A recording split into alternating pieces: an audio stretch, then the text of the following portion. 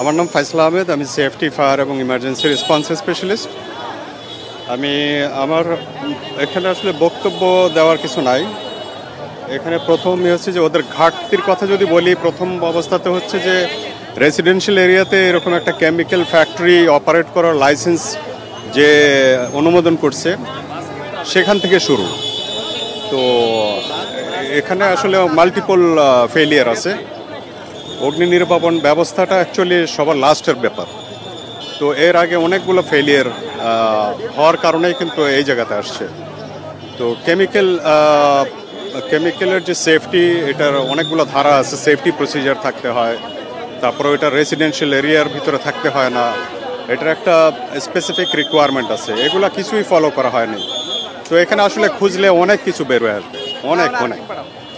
এর আগেও তো আমরা দেখেছি রাজধানীতে এই ধরনের ব্যাপক ঘটনা ঘটেছে। আসলে আমরা কতটুকু সতর্ক হচ্ছি? ফায়ার সার্ভিসের তো একটি দায়িত্ব রয়েছে, এছাড়া অন্যান্য সিটি কর্পোরেশন বলি, রাজুক বলি, তাদেরও একটি দায়িত্ব রয়েছে। তো সব কিছু মিলে যদি বলি যে আসলে আমরা কতটুকু সতর্ক হতে পারি এ ধরনের যখন ভয়াবহ প্রাণনাশের ঘটনা ঘটে? এটা সতর্কতা যতক্ষণ পর্যন্ত আমরা কাউকে অ্যাকাউন্টেবল না করব ততক্ষণ পর্যন্ত এটা চলতে থাকবে।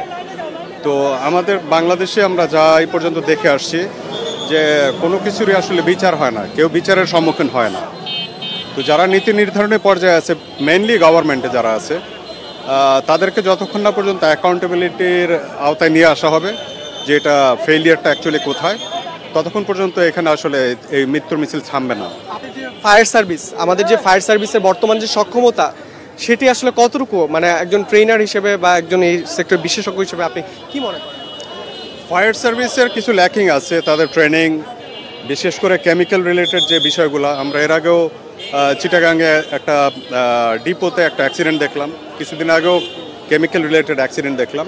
তাদের কিছু নলেজের বিষয় আছে, এগুলো হয়তো ইমপ্রুভ করার জায়গা আছে। ইকুইপমেন্টও হয়তো ওটার সাথে ইমপ্রুভ করার প্রয়োজন আছে।